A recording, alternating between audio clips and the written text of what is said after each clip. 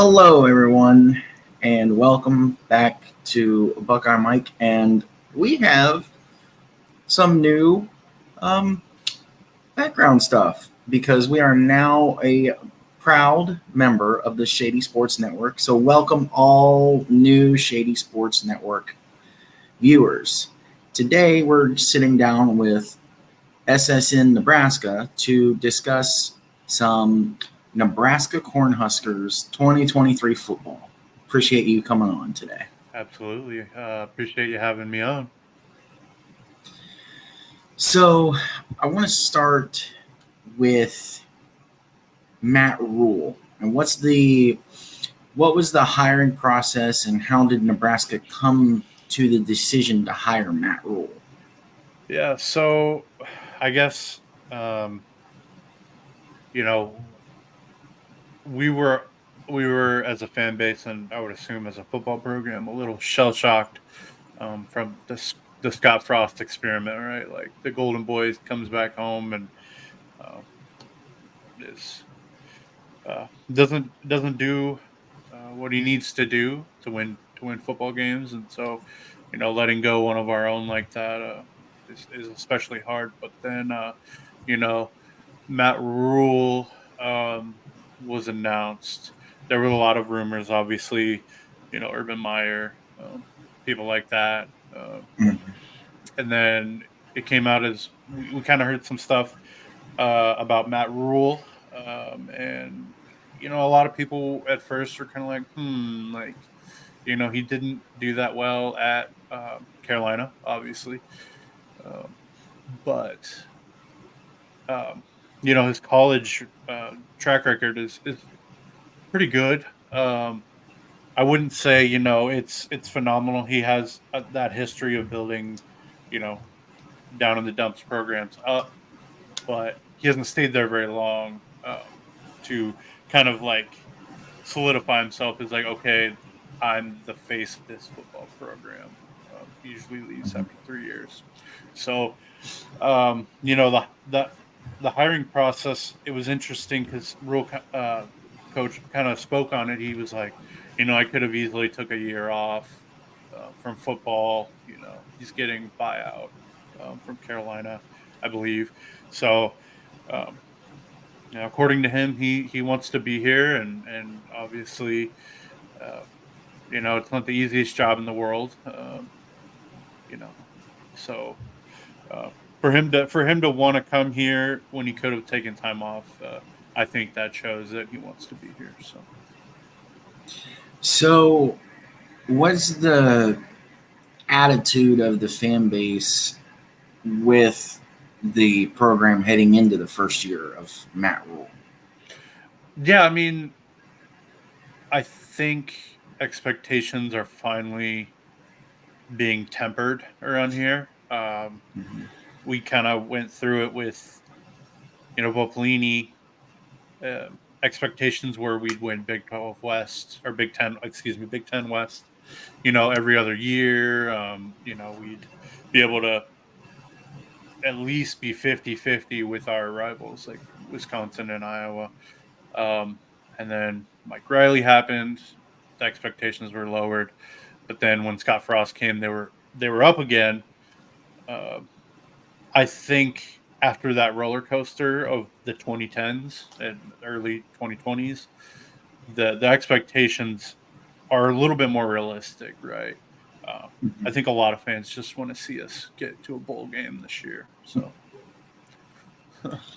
Um, what is what's the offense like after?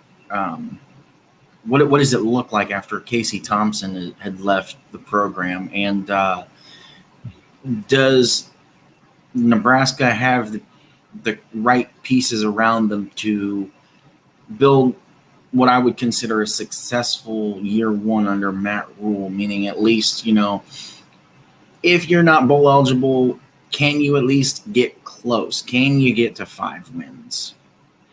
yeah, so I think um, I think there was something in spring that Sims really was Rhule's guy. Thompson is a capable athlete and a great passer, but I don't think he is quite what Rhule is looking for from a quarterback at this point. He kind of wants more of a pass run kind of quarterback, and you're getting that with Sims. Obviously he needs to tone down with the interceptions. I think he's got 30 touchdowns and 23 interceptions. So, it's kind of boomer bust with him. Um, but as far as the pieces around him, we're also losing Trey Palmer, who went to the NFL, wide receiver for us last season. He at times carried the team on his back, I think, offensively.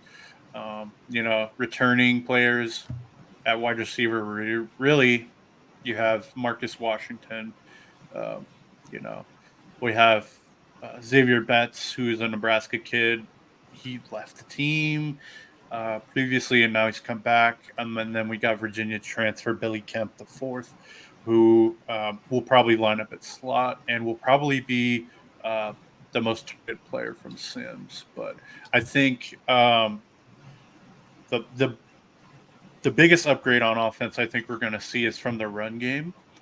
Um, I think we're going to do a lot more traditional run style offense, um, more similar to the Big Ten style. Hopefully, our offensive line can take that jump.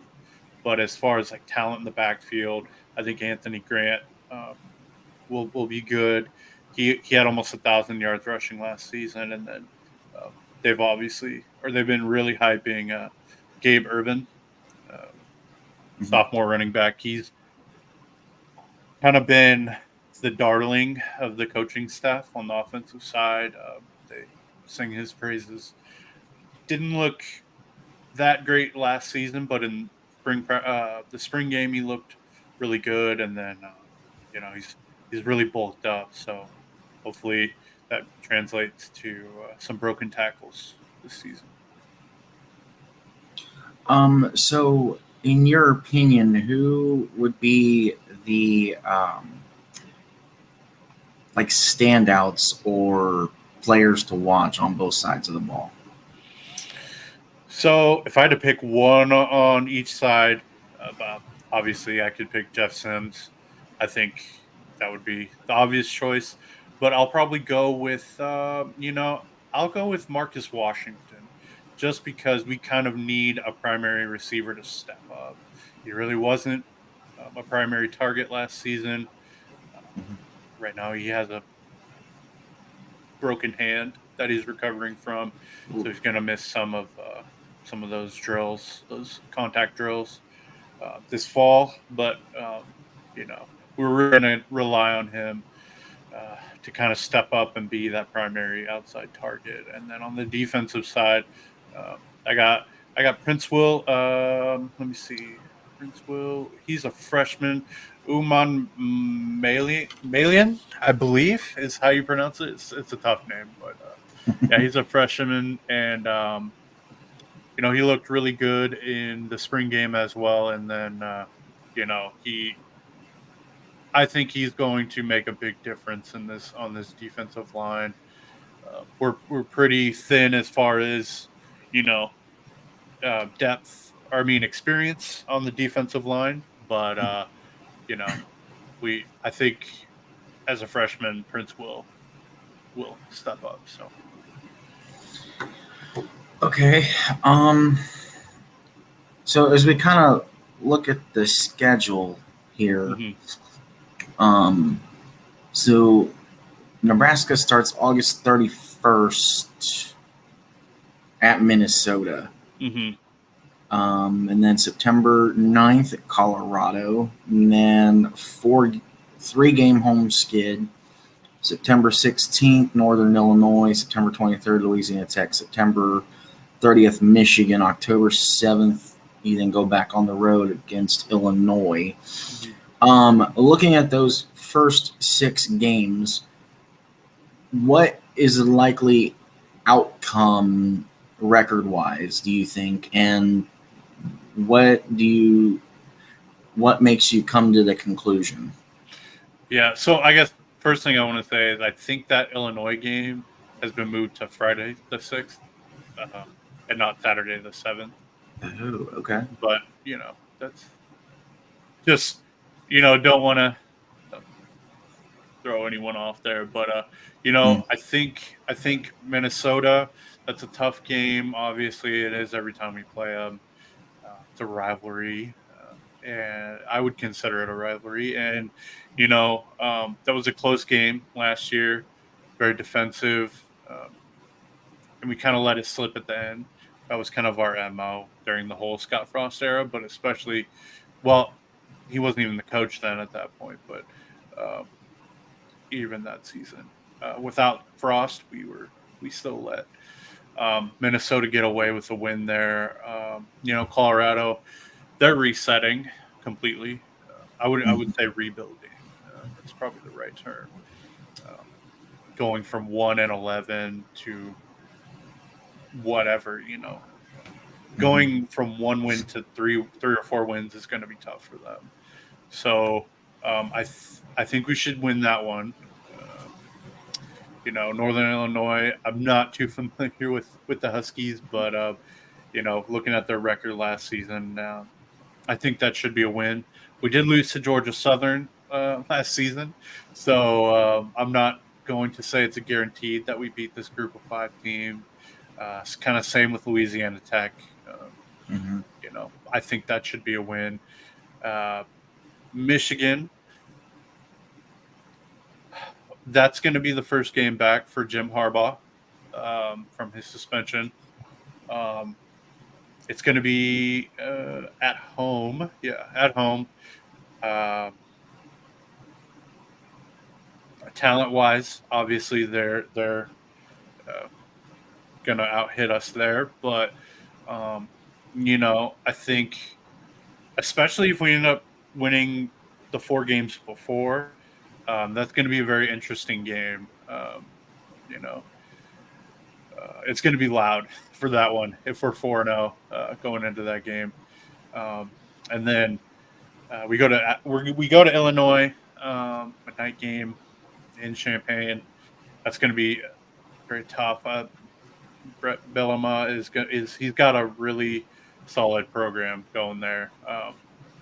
He's instilled a prototypical Big Ten program in Illinois, I would say.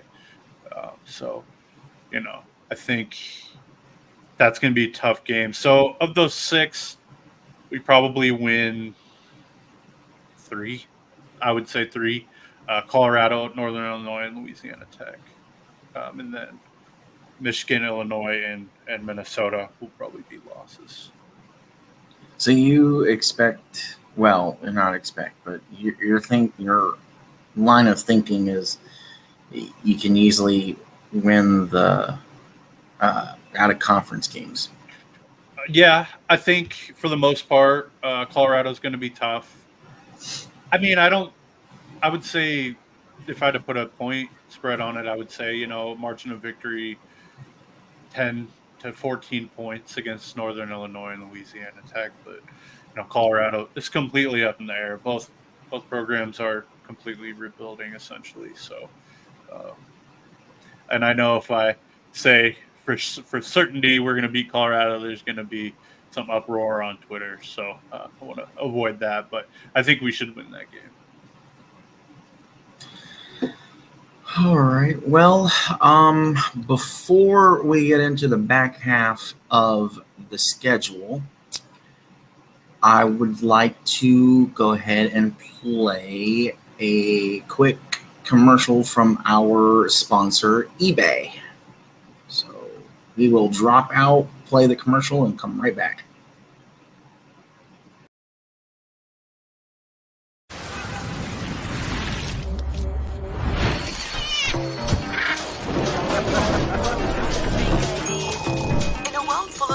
How to avoid buying fake items that look just like the real thing. Are you getting faked over?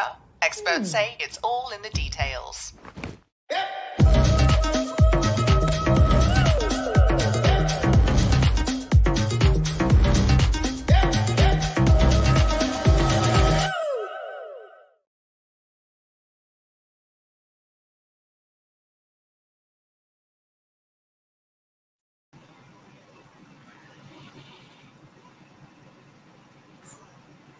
All right. Once again, I want to go ahead and thank the sponsor for this live stream and video, eBay, for taking us on. So, looking ahead actually to the back half of the schedule, after Illinois, you've got October 21st, Northwestern, so it's coming out of a bye. October 28th, Purdue at home. November 4th at Michigan State. November 11th at home against Maryland. November 18th at Wisconsin. And November 24th, Black Friday against Iowa. And I've noticed recently, as of late, that Black Friday tends to be Nebraska-Iowa Day, so to speak. Yeah. And as far as the front half of the schedule goes, I kind of agree with you. I mean, in my opinion, Michigan's, that would be the only guarantee that I could see would be a loss there, and it's just because of how stacked Michigan is and how they've seemed to have figured everything out, so to speak. And it does, as a Buckeye fan, hurts for me to say that. But, I mean, the good thing with Michigan, though, like you did say, it is at home. Mm-hmm. And you guys always tend to play them close. I remember the last time they played in Lincoln, it was like, what, a one-touchdown game? Yeah. Yeah, that was 2020, the faded 2021 season where we lost just about every game by a touchdown or less. Yeah. And I mean, so like you said, the good thing, even though it's at Minnesota, the good thing is you get Minnesota early in the season. It's the first game of the season. I think as much as I love PJ, Nebraska does have the potential to win there. And Illinois is very questionable because I do believe they lost a lot of their pieces that they had last year. Yeah. Like Chase Brown's gone. He was a big key factor. In fact, if it wasn't for, I do believe he got hurt against Michigan. If it wasn't for him, they probably would have beaten Michigan. Mm-hmm. But yeah, so what are your thoughts on the back half of the schedule? Yeah, so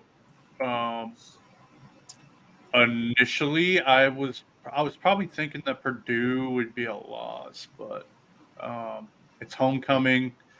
It's in Lincoln, obviously.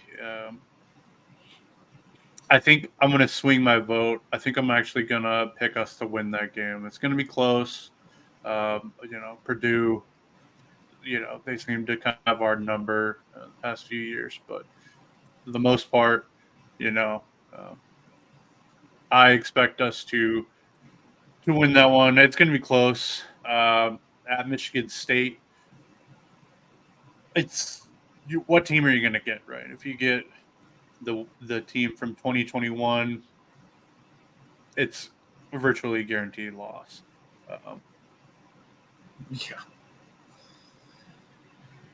Spartans from last year, I think that's more likely, right? We're probably going to get, I mean, it's going to be in the middle. I don't think it'll be as bad as last year, but saying that if it's on a spectrum, I think it will be closer to that last year's team.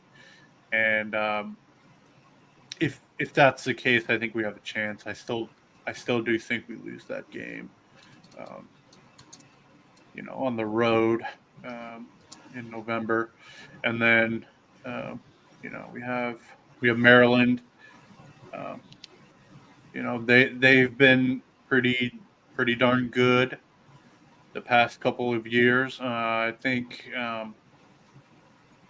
Tagovailoa, he could be, he could really break out this season.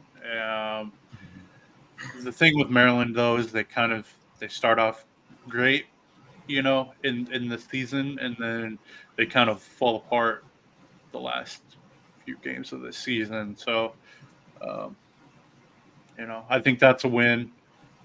Then Wisconsin at Camp Randall, as much as I hate to say it, I think that's going to be a loss. I don't think Wisconsin is going to be as good as a lot of pundits are saying. A lot of them have them winning 10 games. I haven't looked at their schedule, but it's going to be tough for first-year head coach to win 10 games. It's in the Big Ten, especially.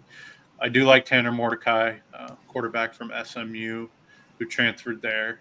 I'm big on him, but I don't see them winning 10 games. I do see them beating us though in a close game, and then Nebraska, Iowa. Iowa's another team that the pundits are kind of hyping up right now. I'm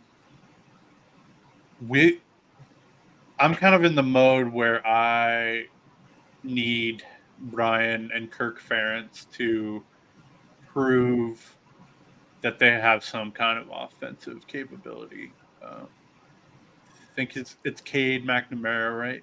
That transferred there. That's their quarterback now from Michigan. Iowa, yeah. Mm-hmm. Yeah. So, he's talented. He took them to a playoff, but that's in a Michigan offense with Michigan talent. Now he's in a Brian Ferentz offense with Iowa talent. So, we'll see. But I still think, as much as I hate to say it, I think they do take that game as well. So I think I got 6-6. Yeah. Yeah, I think that sounds about right. Which kind of lines up with me because this is kind of where I stand. The ceiling, I could see 8-4. I don't see anything worse than 6-6. Mm-hmm. Because like Iowa, probably a loss. I'm sure by the time Nebraska runs into them, they'll be basically where they want to be as far as the offense rolling, and then that defense is always a gauntlet. Mm-hmm. Wisconsin, I think you could win. Again, it's all just what do they look like, especially with it being late in the year. Under another first-year head coach in Luke Fickell, does his style of coaching and the way he runs his offense and defense, does it translate from Group 5 to Big Ten? Because we saw the kind of style that he ran in 2011, which Nebraska, we all know what happened in 2011. Yeah. In Maryland, I will agree. Maryland can be tricky because every time I think of Maryland, I just go back to, well, in 2018, if it wasn't for a failed 2-point conversion, Maryland beats Ohio State in Maryland. Mm. So it just depends on how they translate coming out to Lincoln. And I feel like they play better at home, so I would say that's probably a win. Mm-hmm. Michigan State, Purdue, and Northwestern, I would classify as at least Northwestern and maybe Purdue. I would classify as guaranteed wins Northwestern because the program is in shambles at this point. And Purdue because, again, new head coach. And then Michigan State, yes, it's in East Lansing, but what Mel Tucker do we get? Do we get 2020 and 2021 Mel Tucker, the Mel Tucker that can show up and show out and beat teams like Michigan? Or do we get the 2022 Mel Tucker who just gets annihilated by Michigan and comes down here to Columbus and gets thrown through the back door by Ohio State? Yeah. Well, and the thing too is, right, like if you look at, and Nebraska fans love to say this, right, but like if you look back at the past couple of years at least, they've all been close. For the most part, they've been close losses, right? So you got to take a look at it as if, okay, was the talent that bad? Or and the coaching staff was carrying these games, to the final wire, or was the coaching staff bad and the talent was carrying? Um, is it a little bit of both? Maybe, but I believe that there are obvious mistakes made by the coaching staff in a lot of these one-score games. Um, uh, a lot of dumb decisions by players too, though. So, turnovers and whatnot. But I think that kind of does fall on the coaching staff as well. Um, you know, Getting these kids prepared mentally as well as physically to compete in these games. Um, that's part of it too. Yeah, I mean, for a while it was kind of funny, but after a while it became just annoying and like, well, can we just move on? When people would make the comment like, oh, Nebraska's the best 3-9 team. Well, Nebraska's still 3-9, and they brought in Scott Frost to elevate the program. And what happened? Scott Frost did not elevate the program. He regressed the program. Yeah. And going back to speaking on Matt Rhule, I actually like the Matt Rhule hire. I know it's questionable and all of will his coaching that he did in the Big 12 translate to the Big 10? It should, because it's still a Power 5. You're still in Big 12 country. Granted, you're in the Big 10 now. But yeah. I think overall it's a great hire. I know when it happened, I was thinking, that's got to be like a 9 out of 10, just because, you can't. Unless it's like Jim Harbaugh or Urban Meyer or Nick Saban, I wouldn't give it a 10 out of 10 until, we see what the product actually looks like on the field and how the coaching will translate from one type of coach and their style to another. Yeah. I think just from what, Marcus Satterfield, our offensive coordinator, was at South Carolina. He was kind of a run the ball first kind of guy. In the SEC, I think, like I said earlier, Rhule has talked about being more physical. Frost and even Riley, to an extent, were both spread it out, let's go fast type coaches. The famous quote from Scott Frost, the Big Ten's going to have to adjust to us. Well, that style just isn't going to work unless you have the talent of a Michigan or an Ohio State or a Penn State, which, let's face it, we're not going to have, because we're Nebraska, right? We're not a destination state, Well, I mean, be it as it may, I do think so. Nebraska, even though I'm an Ohio State fan, Nebraska for the longest time has been my second favorite Big Ten school. I was even a fan of Nebraska in the Big 12. Yeah. Nebraska, yes, to your point, it's like, well, we're not really a fancy destination. Well, at the same time, Nebraska doesn't have to be. Yeah. It's just trying to find that click that the program had under Tom Osborne. Mm-hmm. Well, and reeling in not necessarily 5 stars, but reeling in enough 4 stars that you can turn them into 5s and start cranking out these top draft picks. I mean, it's doable, but it comes down to finding the right guy and the type of coach that can run the team and do what it takes to get the team there. Now, I'm a big fan of, you guys just brought in Matt Rhule. Give him at least 4 years. Oh, yeah. I mean, if you're having the same type of seasons as you did under Scott Frost, then okay, maybe. But I don't see Matt Rhule having that kind of problem. No, I don't either. I mean, the only thing you could say to that point would be like, okay, in year 1 and year 2 at Baylor and Temple, his teams were abysmal. But those teams were, one team was Temple, and the other team was coming off a pretty big scandal. So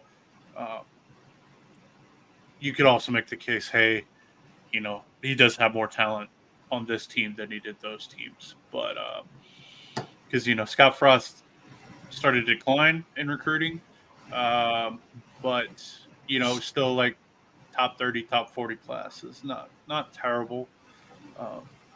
And so, but yeah, like to your point, even in I told myself I wasn't going to bring up the old days, but if you want to talk about our heyday, it wasn't necessarily that we got the best players in the country. It was just we got what fit, and then we developed.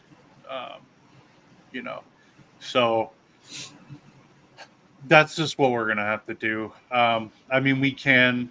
Rhule has shown with the 2023 and the 2024 class that he's able to kind of grab these higher rated players. It's just now, can he develop them? If he can develop them half as well as Osborne could, then we're looking at contending for the Big Ten West every season. So Yeah. I mean, for me, what drew me to Nebraska was the heyday stuff. mm-hmm. Going on platforms like the one of the ones that we're on currently, YouTube, and like just typing in old Nebraska football highlights. And what was the first thing pop up? It was always related to Tom Osborne and the great one, Tommy Frazier. The infamous Tommy Frazier breaks to the outside, and he's like, it's like a 60-yard run or something down the sideline against Florida for the championship. Yeah. And if you can just get the program to be a consistent 8-4, 9-3 type of program, which I think, like I said, Matt Rhule, I think, has the capability of doing it. It will take a couple of years, like you've said, because at Temple and at Baylor, it took to year 3 to do it. Yeah. But a lot of my issue with the way that presidents and programs and universities work nowadays, it's like, okay, well, year 2, you're gone because we're not making any progress. We're just idling at the same record and finish that we had the year before. And I get it to a degree because you're shoveling out all this money. Mm-hmm. But at the same time, it takes time to develop talent. Right. Absolutely. And, it also takes time. People hate the word culture. It's kind of cliche now, but, he's undoing a lot of damage that was done by the previous staff. Guys not showing up to meetings on time. And, we had a player announced today who was suspended for not meeting team standards, whatever that means. We don't know exactly yet, but that's part of it. It was an 11-game starter, and for whatever reason, just didn't want to, just couldn't meet the standards for the team. So that's a lot of that stuff is going to happen, right off the bat. Now, if it happens year 3, year 4, I think that's kind of when alarms start going off. I think as much as it would pain a lot of Husker fans to admit it, this first season is kind of a wash.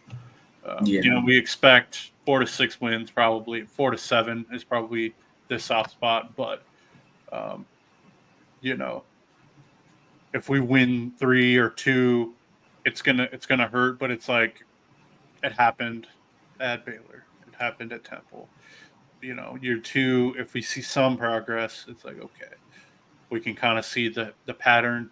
But then at year 3, if we still haven't made a bowl game by then, it'll be almost a decade, if not a decade, without a bowl game for Nebraska, which kind of makes me sick in my stomach to say. But, if that's how long it takes, I agree with you. I think, we got to give them time. And I think we've kind of learned that lesson with Pelini and how we treated him, and Solich to an extent too, how we treated him, how we kind of kicked him out. Um, we would, those same people that were calling for those guys' head would, I bet a lot of them would love to have Pelini or Solich back. So, Oh, I bet. I thought Pelini was perfect for the program. In fact, I don't fully remember what exactly happened, but I just thought firing him was not the right move, especially if firing him was because of the drought that Nebraska was in. I mean, I guess, we can all say that now. If, the majority blame was, well, you can't win anymore. Well, you can't win because you're not recruiting at the same level. You're not in the same conference. And to a degree, I don't think Pelini really wanted to adapt as far as the offense goes and showing the importance on the defense. I mean, everybody remembers Ndamukong Suh from Nebraska. I vaguely still do, especially the Big 12 championship game. Absolutely, yeah. Yeah, I mean, with Pelini, it's just, his record looks great, right? Like, I think it's 67-27 at Nebraska. Made it to 2 or 3, maybe 4 conference championship games. Did some stuff with, did some important stuff with a charity called Team Jack at a spring game. But then on the flip side, you had his temper, and you had some audio leaks, which I don't condone recording people privately in a private setting and then releasing that public. But some of the stuff he said in those private audio tapes, kind of degrading the fan base after doing fairly well, but not meeting at the time our expectations. Was kind of the nail in the coffin for him. He did get blown out by a lot of in a lot of big games. Obviously, the conference championships that Wisconsin won. It's tough. We were 1 second away from beating Texas in that. I think it was the 2010. Let me double check. Whatever year it was, but 9. yeah, maybe it was 09. And then Oklahoma was 2010. But anyways, it was Oklahoma in 2010. Anyways, we were 1 second away in 2010, Big 12 champs. 2010, it was a close game against Oklahoma. It's hindsight's 2020. We need definitely. I think a lot of people would love to have him back.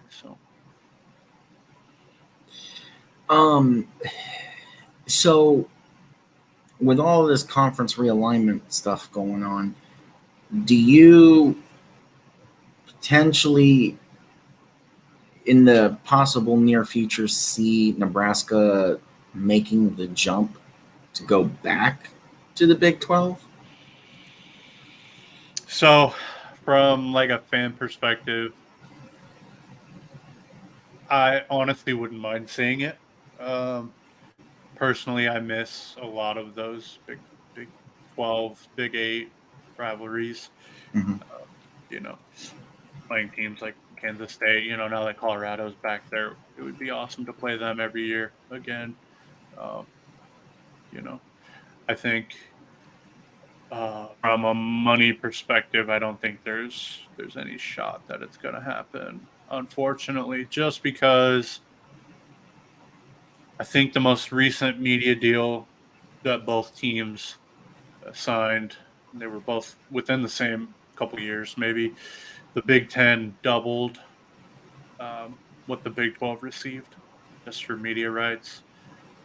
If you want to go off that, as far as academics, Big Ten is a little more prestigious. So the university is going to have a hard time making that call as well. But like I said, from a fan perspective, going back to Stillwater, every year and playing the Cowboys or starting something new. I love West Virginia. I think although they weren't to our level of success, I think we have a very similar fan base. So I think that would be fun to start as well. So, but I just don't see it happening, unfortunately. Yeah. I know a lot of people would actually like to see it happen, but it is what it is. I mean, it could happen. It just depends on what current future moves the Big Ten does make. I mean, to your point,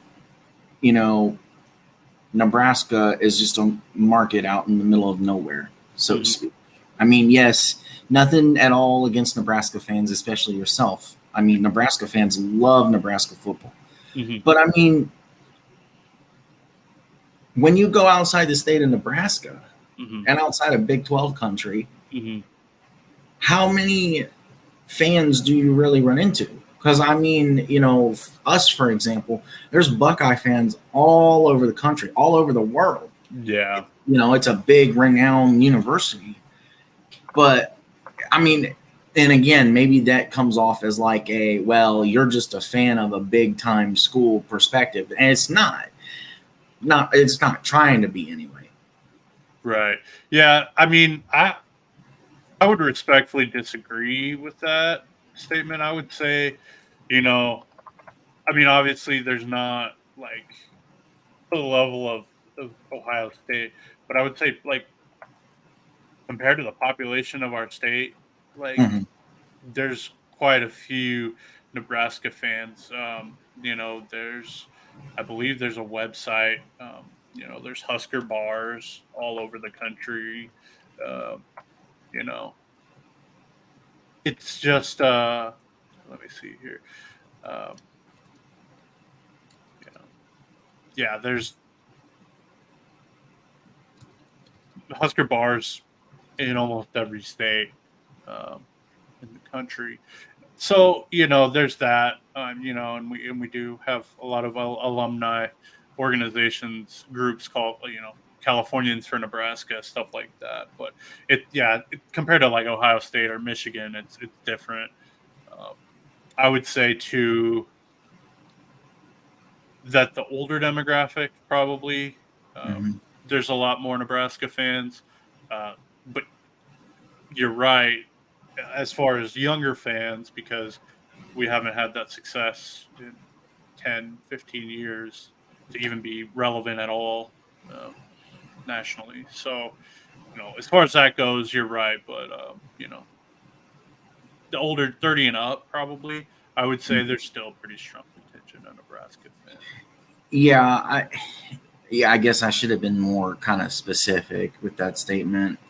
Like I said, it's no offense. No. I am a partial Nebraska fan myself. So no offense at all. But yeah, I would, but to your point, like those teams are a lot closer to us. Kansas State and Kansas and Iowa State and stuff like that. But like, unfortunately, it is becoming kind of like super conferences, right? Where it's like you got teams from California. Well, I mean, you literally will have that next year with USC and UCLA and like Rutgers. It just doesn't make sense, right? But we'll see. Now, if it gets to a point where the Big Ten says, "Hey, we need to like get rid of some teams," then I hate to say Nebraska would volunteer themselves, but I know there's a chance that Nebraska would probably be one of the first teams out. Um, we've kind of struggled to fit in culturally. We had the whole fiasco in 2020 with, uh, you know, us and then eventually Ryan Day. But, Scott Frost at first was the only coach that came out and said, we want to play. Um, kind of made some comments about, we'll join a different league if we have to or whatever. But, I think that rubbed a lot of people the wrong way. There's I don't know if you're familiar with the whole conspiracy. Nebraska fans like conspiracies, and there's kind of this whole conspiracy that we're asking, why are we playing the Ohio States and the Michigans and the Penn States more frequently than say Iowa? Yeah. That seems to be a common thread. So if it came down to it, if they were like, hey, Nebraska, we're gonna part ways, it wouldn't surprise me at all. I mean, so last thought here, but based on what you're saying, it sounds like the realignment that takes place next year with bringing USC, UCLA in almost kind of benefits Nebraska in a sense, because especially if the Big Ten takes the possible SEC route and goes with the pods, where you could actually lump Nebraska, Iowa, maybe Minnesota or Wisconsin in a pod, and you would be playing them on a more regular basis than you already do, compared to, like you said, you guys get stuck playing us, Michigan, Penn State, on a more consistent basis. I mean, as much as people don't like the realignment and the additions to the conferences, there are underlying positives that I guess some people either ignorantly ignore or don't know, or they're just too on cloud nine to talk about or something. Yeah. I'm not super familiar with the pods. But, if it were to come down to, kind of the Midwestern, the Plains teams, kind of playing each other more regularly, and then, us not having to play Ohio State and Michigan and stuff like that. Obviously, that benefits our record, right? At the same time, you could say, well, hey, what does that do for strength of schedule when it comes to playoff time? Stuff like that, and there's a sense of pride of like, hey, we're in the Big Ten, but we're not playing any of the tier 1 teams. It's complicated. I think my take on the conference realignment is just, I really do appreciate like the geography part of it, the regionality of saying, okay, we're playing Iowa, and like they're the 45-minute drive from campus. Like, as far as the state is, I like being able to run into an Iowa fan at the grocery store. But it's gonna be wild, when we're, I don't know, there's gonna be like some kind of dissociation when we're playing teams like USC and UCLA, and it's just, I don't know. I'm sure it'll grow on me. I'm sure it'll be great for teams like Ohio State and Michigan, because I think especially once it opens up to a 12-team playoff, these kind of seedings without divisions only serves to help. I think you get more teams.